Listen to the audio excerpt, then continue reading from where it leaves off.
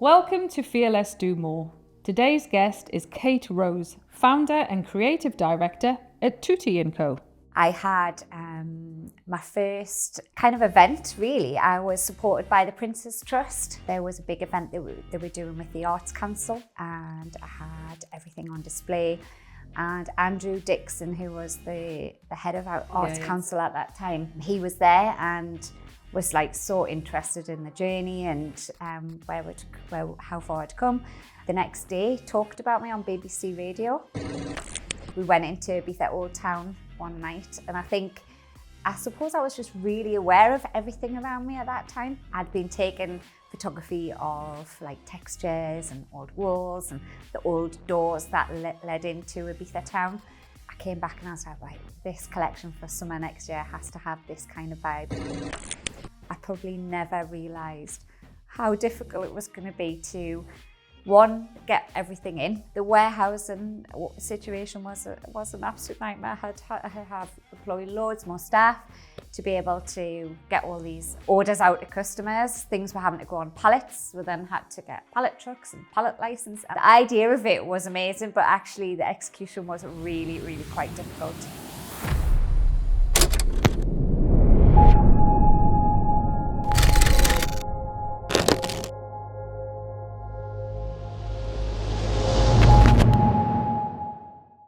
Kate, welcome to the podcast. It's great to have you here today.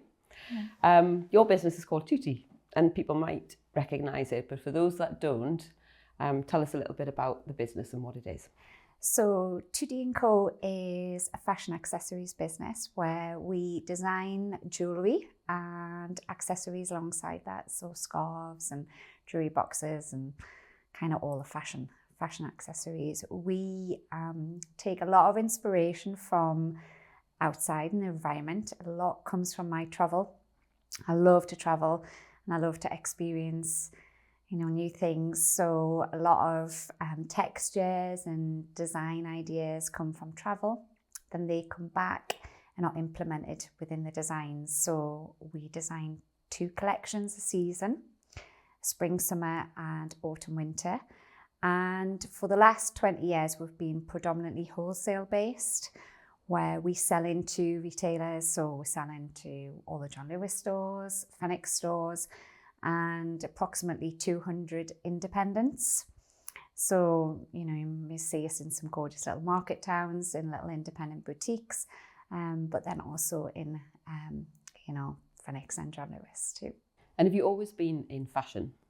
So I studied fashion marketing at Northumbria University and was always really interested in fashion, but never really the full fashion design itself. I think it was more the accessory side that really excited me.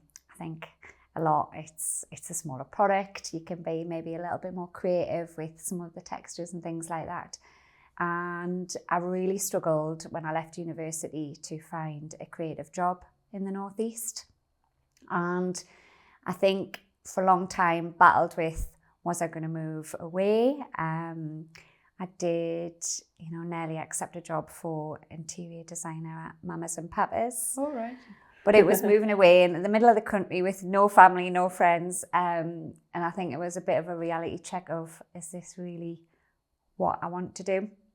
So after a trip to Milan, a little shopping trip to Milan. That was a pleasure trip, not a business trip. That was a pleasure, a little shopping trip. I was really, really inspired by the Italian culture. I think how stylish and classic and timeless I think the whole place was. The stores were beautiful. The women were really dressed lovely, very simply, but really, really stylish. And on the way home on the plane, I was kind of just, brainstorming like I did, that creative brain. And I kind of just said out loud, well, if I was to start my own business, and I think it had been on the radar for quite some years, that maybe I wanted to be a bit freer.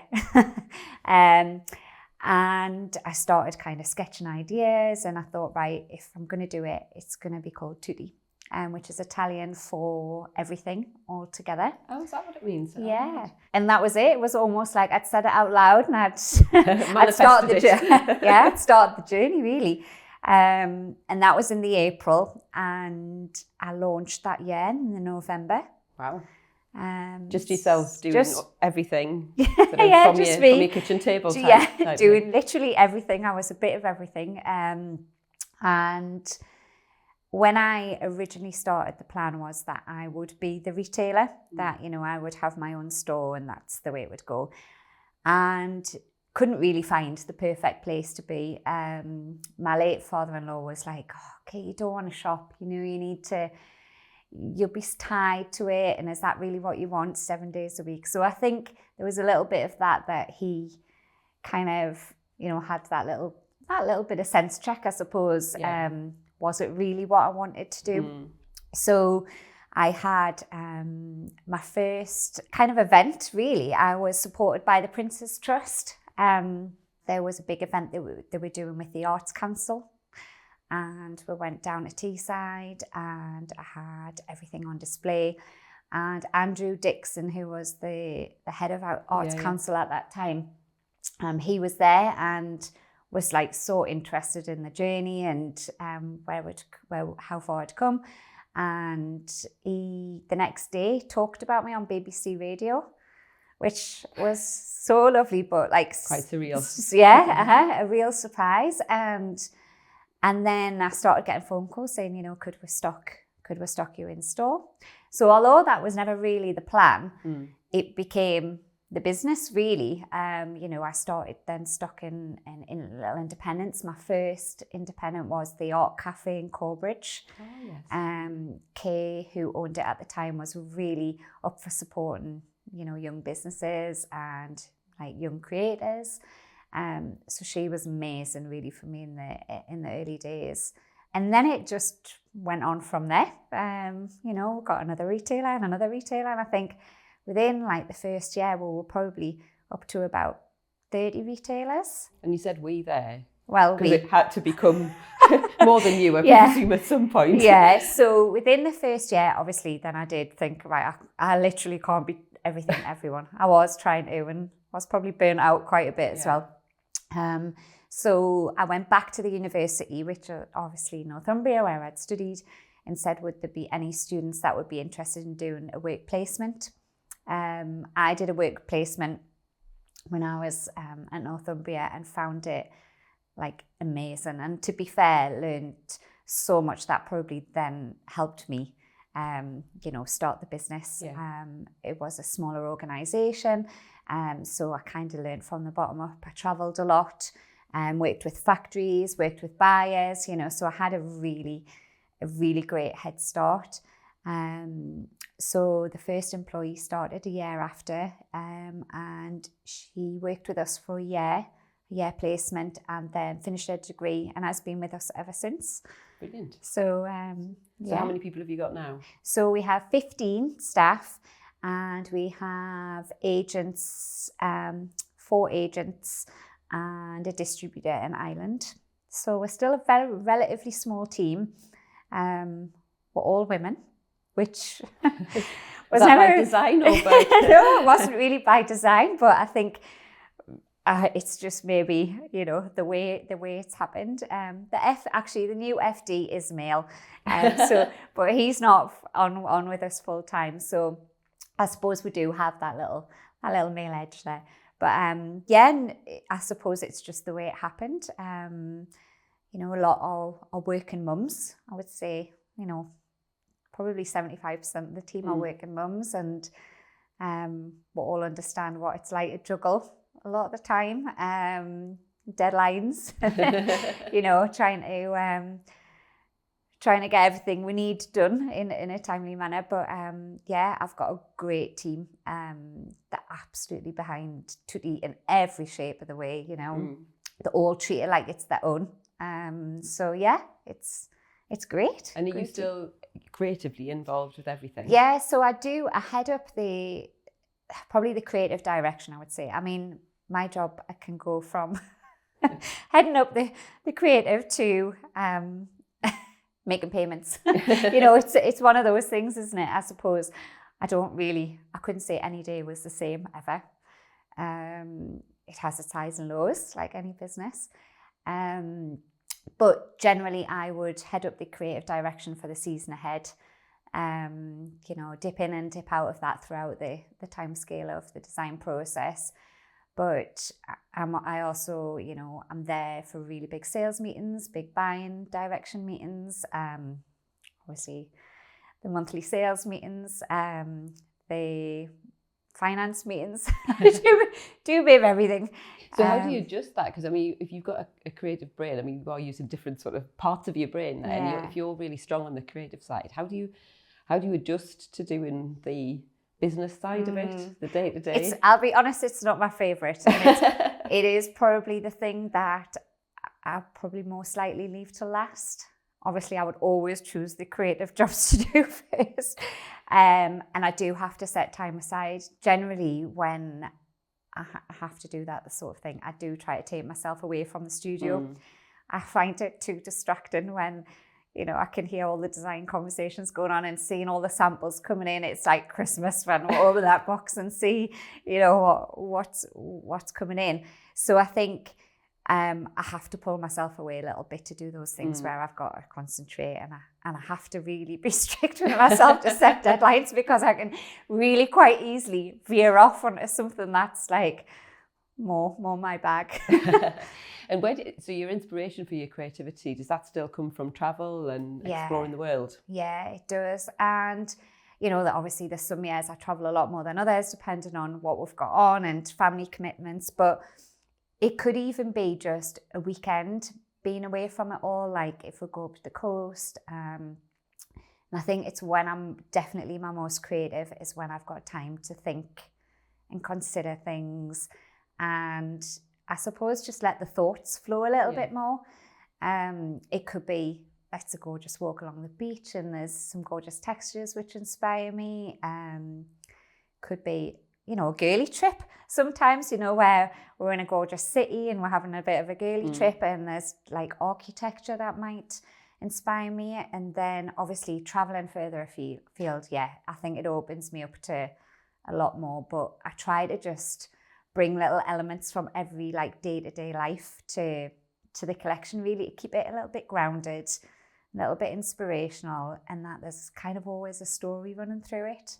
Okay. So what's your story for this season? So, well, particularly the season we're in now has been an Ibiza inspired collection. So last year we celebrated 20 years in business. And as a little treat to myself, I've always wanted to go on like a little retreat. So I thought about it for a while, and I kept thinking, I can't fit it in, I've got so much to do.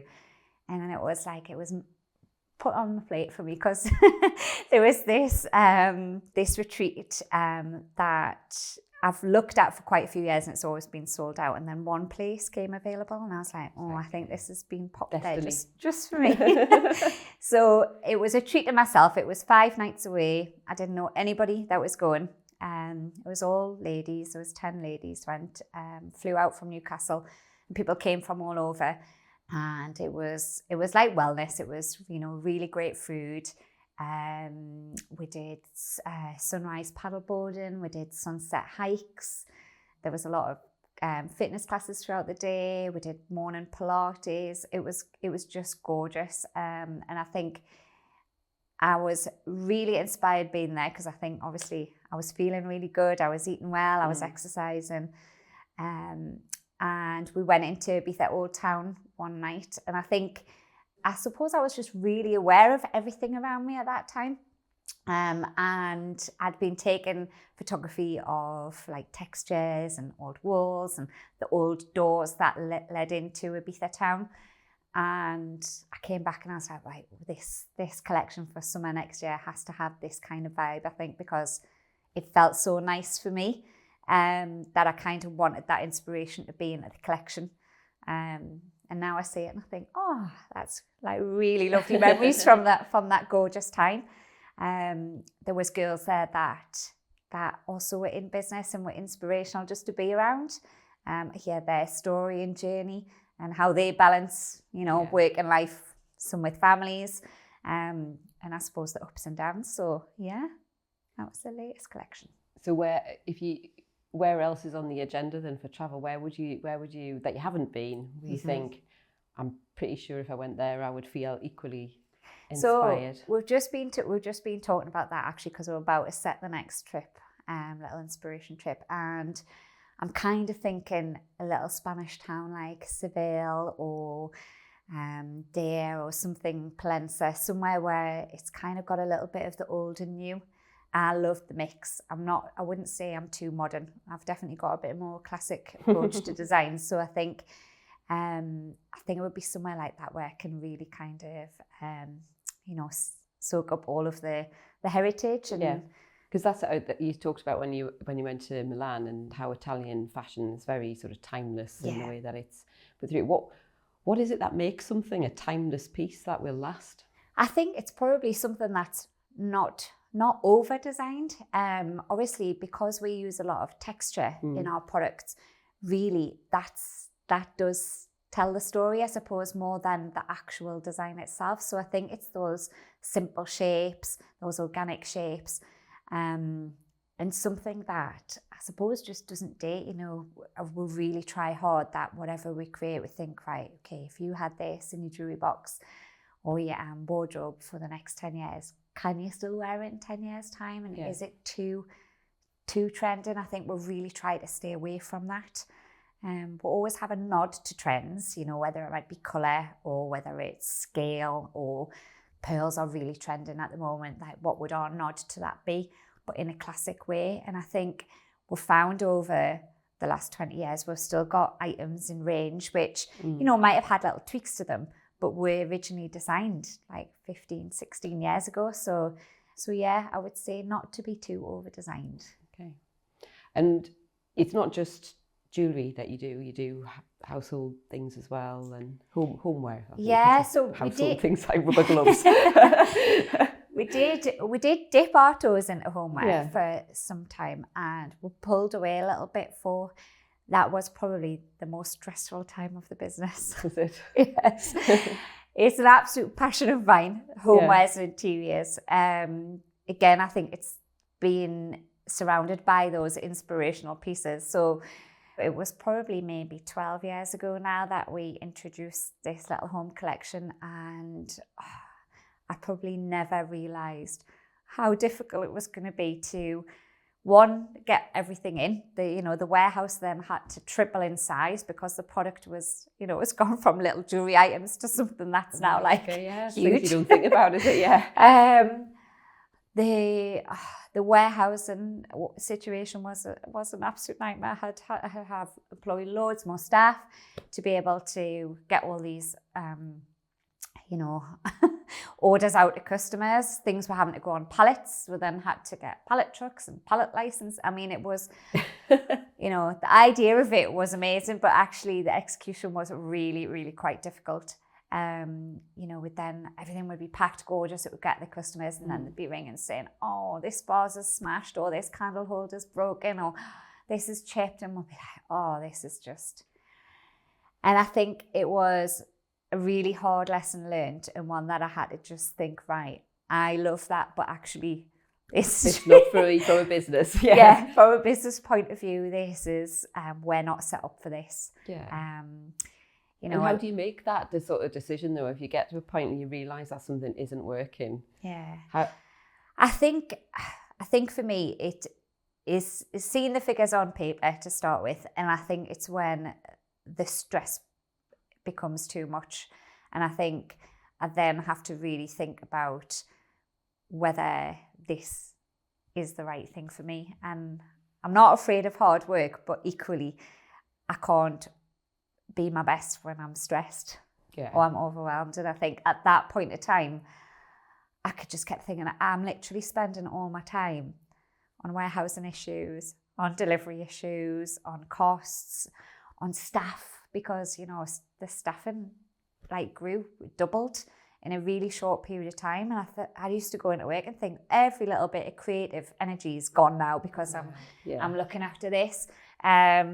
So I think it was both things. I think, the hard reality of the financial side of it, but actually what it's taken away from me, and I'm a really true to what I set out to be. Do you regret going into that, or? No, I think it was the biggest lesson I've learned, definitely, and I think I use it quite a lot in the business when I'm like going to the next stage. I'm like, right, okay, is this going to be a homeware situation, or is this going to be like a new direction? So I think it's the only way you grow, I suppose, isn't it? By making the mistakes. Making mistakes. As long as you learn from them, it's not really a mistake, is it? Yeah. It's just a different route that you took at one point in time. It feels hard at the time. Yeah.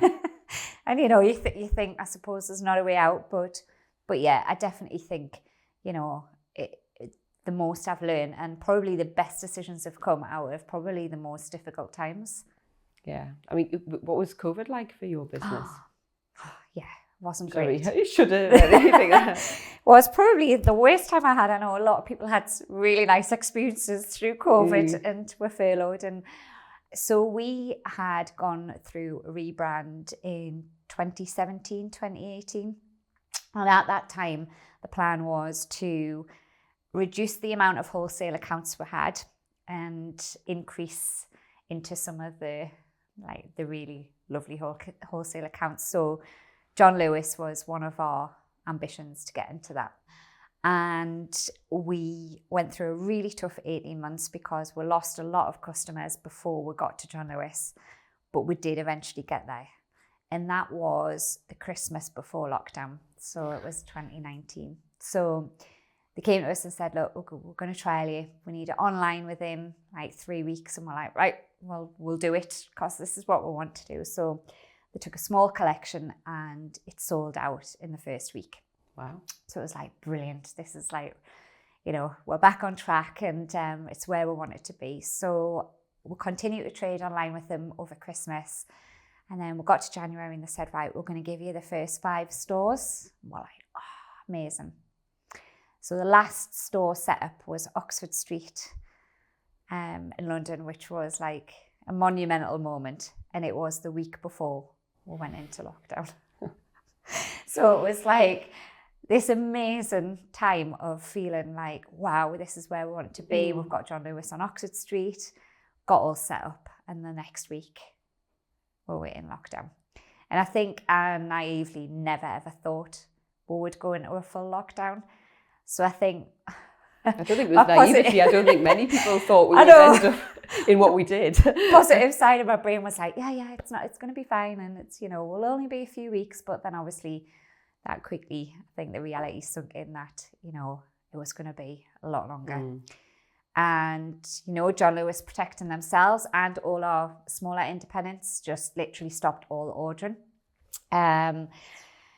And I think it was a real moment of realising that we were then in the hands of other retailers at that time. You know, the business had been really focused around selling into these retailers. And as suddenly, you know, obviously I know that doesn't come along all the time, a COVID experience, but I think it made me realise that, you know, anything could happen. They could just decide to shut overnight.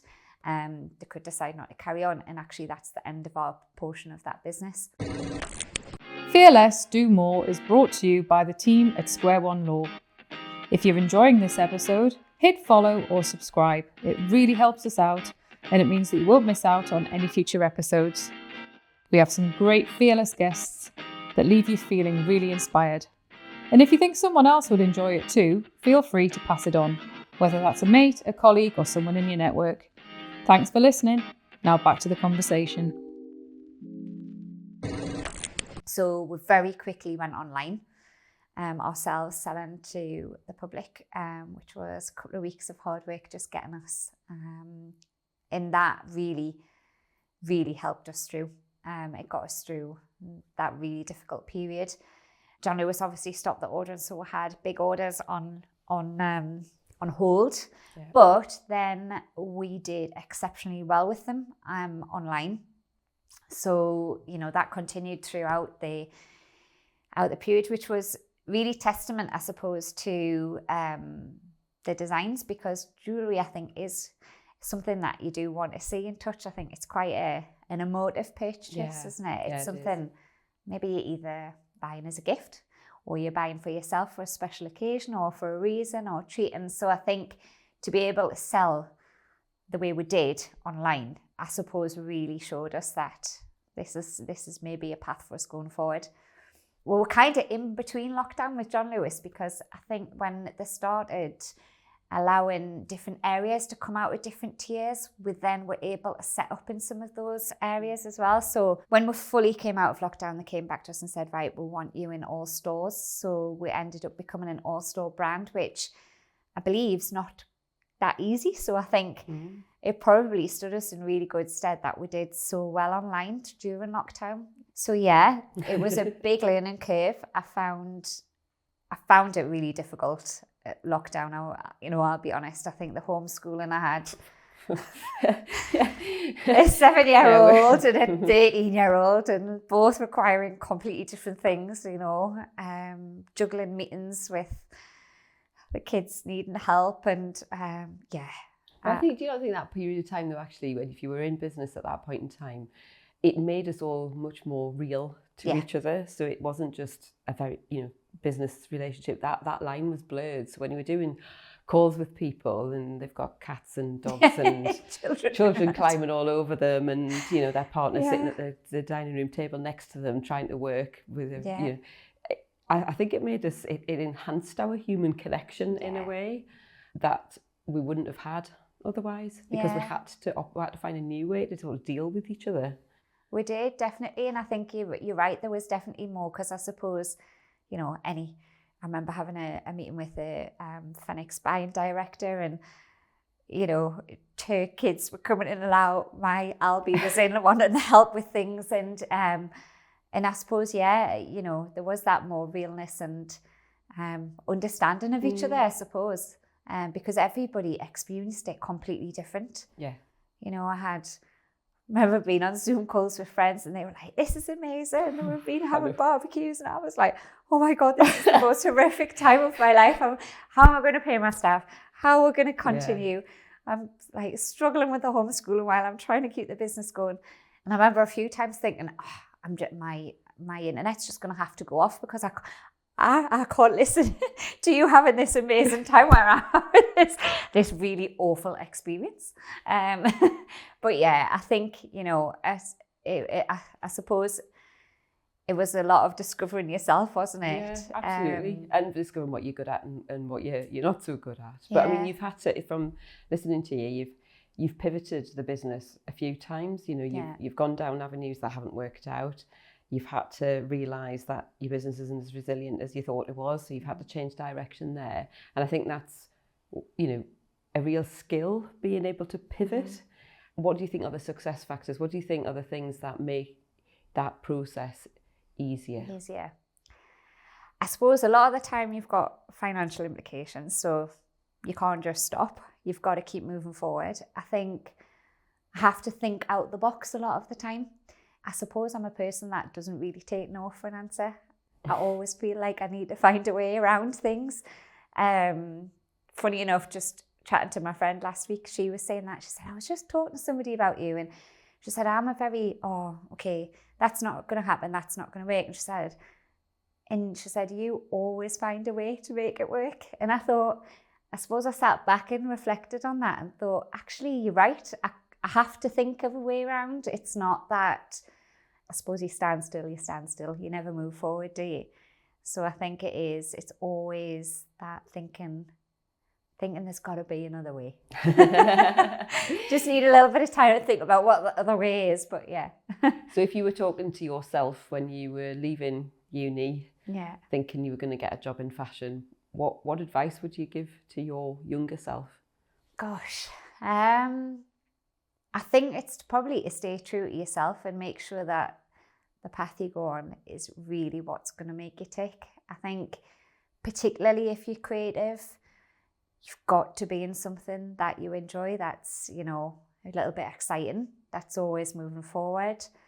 I think now, knowing what I do, I couldn't sit in an office 9 to 5 and be in that constrained environment.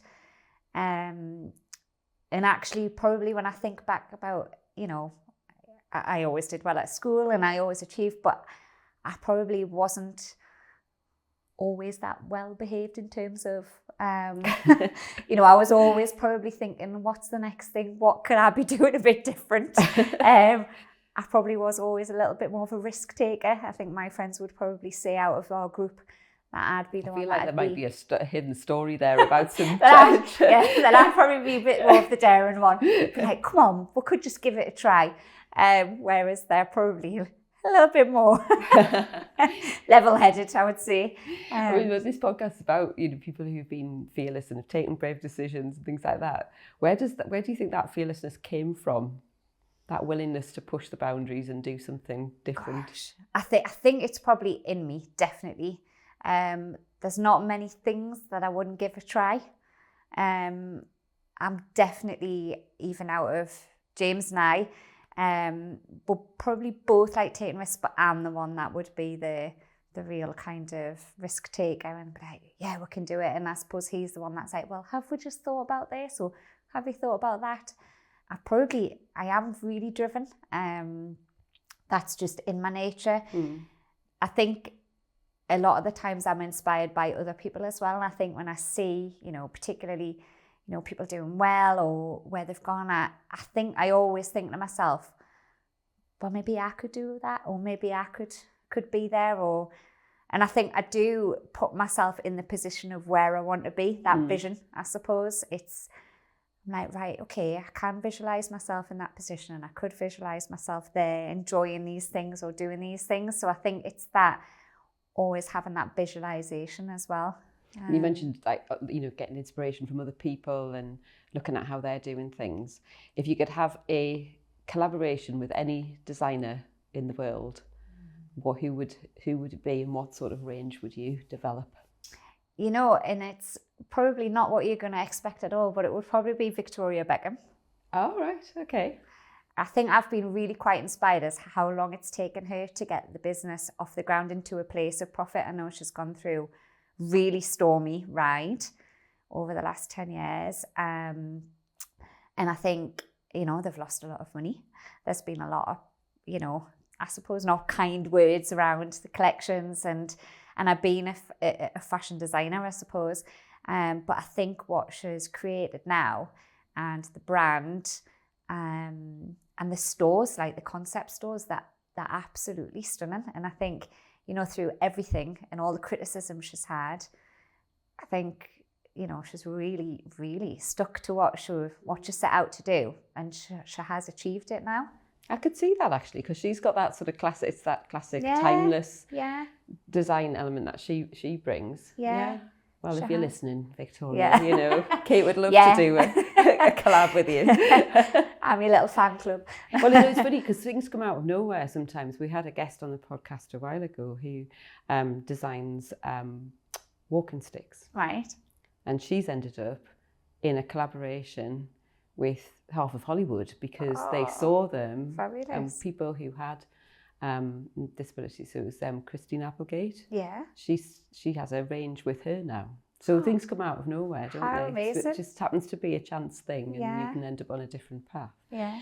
And moving the business forwards now, you're being brave again because you are moving past jewellery again. So tell us what's happening now. So obviously we celebrated 20 years last year, and this again another haphazard thing, but I think I do trust my gut a lot as well in business, and I think if it feels right, then I do tend to go for it. So I had gone to look for a space to hold a party, a celebration party at the end of last year. And I'd heard about a new venture called Harbour House, which is in North Shields, which is where the business started. And I went down to see the event space that they had for the celebration. When I got there, I was like, oh, this is like really down my street. It's a couple who are very creative, young, a lot of energy and passion. And they took me up to the top floor where the event space was. And I just thought, oh, this is like the perfect backdrop for where I would want it. It's got a bit of an industrial vibe. There's a lot of heritage in the building. And it's got a little bit of a rawness about it. So there's a lot of texture in the walls. And so anyway, on the way down the stairs, I said, well, I'd love to host it here.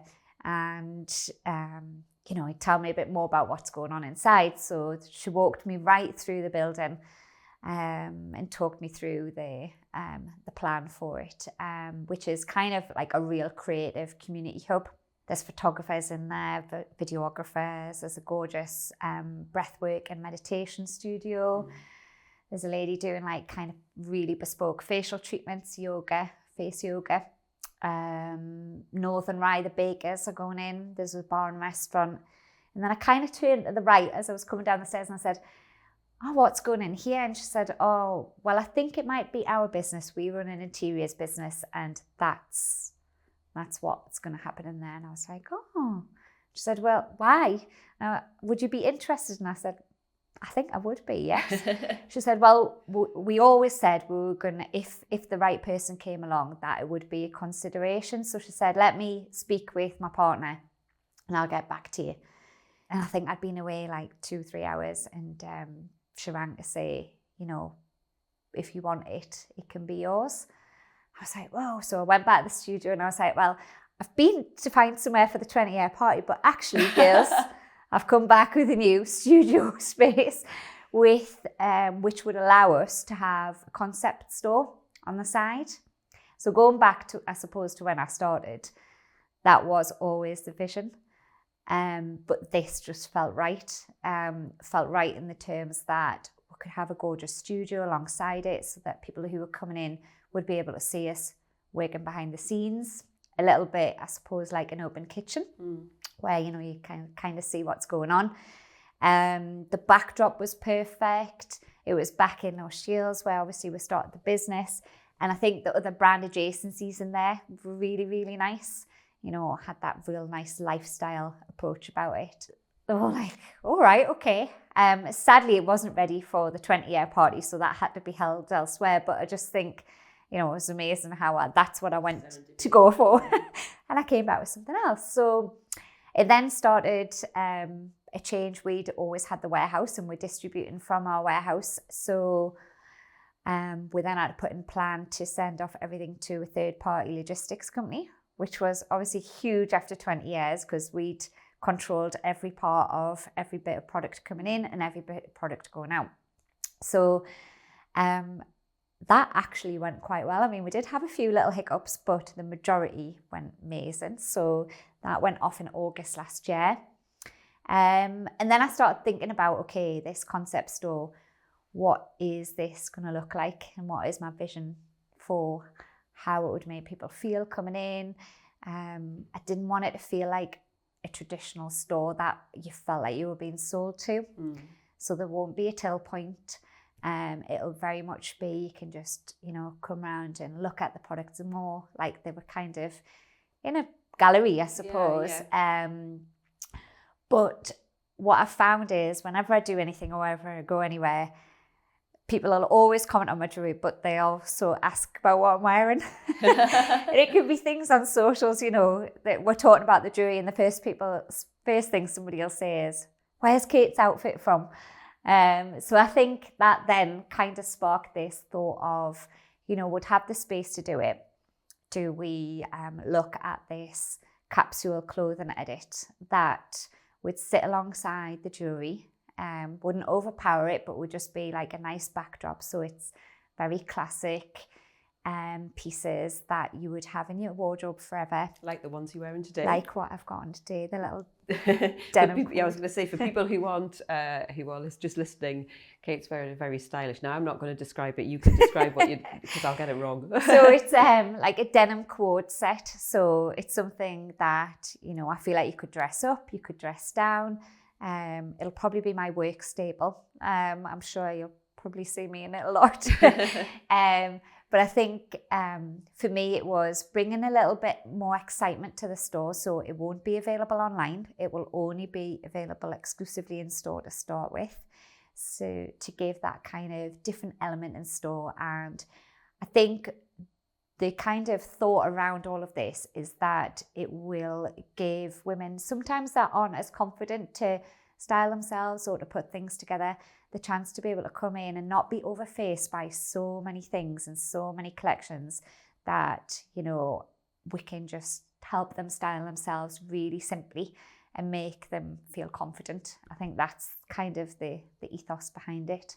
So along with that, we've then gone through another little rebrand. Well, it was started as a little rebrand, but now it's become a full rebrand, but which is really exciting, and I think is cementing us moving forward, more confident, more mature, making decisions for the brand as opposed to the wholesale accounts as well. And I think, you know, particularly for me after 20 years in business, I feel like this is the thing that I can really say, right, this is me, this is my style, this is my store, this is probably what I envisaged. But I feel like now is the right time. And if I look back, I probably wasn't ready before now. I feel like now I live it, I breathe it. I understand the mistakes we've made and the journey we've been on, and hopefully, produce something really special. So, you know, you've had a 20 years working in your own business. You've got exciting times ahead. You've learnt loads along the way. And through all of that, what's been your sort of proudest moment? I think possibly setting up Oxford Street in John Lewis, you know, right in the heart of London. I think what we went through to get to that, because it was a really tough 18 months. Costs were spiraling out of control with the rebrand. We'd lost a lot of customers because of the rebrand, which was the plan, but we hadn't quite got to where we needed to be at the time. And I think there was a few points that did think, God, this could just really slip away very quickly if we don't, you know. And I think so the day that I actually got to set up, and I was like, right, this is why, this is why we did it. And that's what all the hard work was for, the painfulness, sleepless nights, the extreme feelings of overwhelm at time. I think that's probably the proudest moment. And this podcast is called Fear Less, Do More. Yeah. What do you think you would like to be doing more of in the future? Oh, I think I would like to have more time to be even more creative. I think so, you know, freeing myself up for some of the other external business things that hopefully somebody else can step in and take over, so that, you know, I'm able to keep creatively pushing it forward. And I think a little bit more time, you know, having your own business. Like yeah, you never have enough time. You never ever switch off. I think it's 24/7. It's every weekend you think about it. Every holiday you think about it. It's every time I'm in the car driving, I'm thinking about it. It never really leaves you, does it? It consumes you. So I think having a little bit more space and time to be creative would probably be what I'd say. Well, keep being creative, keep doing what you're doing. It's a really exciting future. Obviously, I live at the coast as well, so I'm looking forward to being able to come and pop in and see. Be restyled. Yeah, I hope you love it. I'm sure I would too. So thanks, Kate, for joining us today. It's been a pleasure to talk to you. Thank you. Thank you. Thanks for listening to this episode of Fear Less, Do More, brought to you by Square One Law. If you found today's conversation inspiring or interesting, we've added a recommendation for what to listen to next. That's either on the screen now or in the show notes. Take care, and we'll see you next time.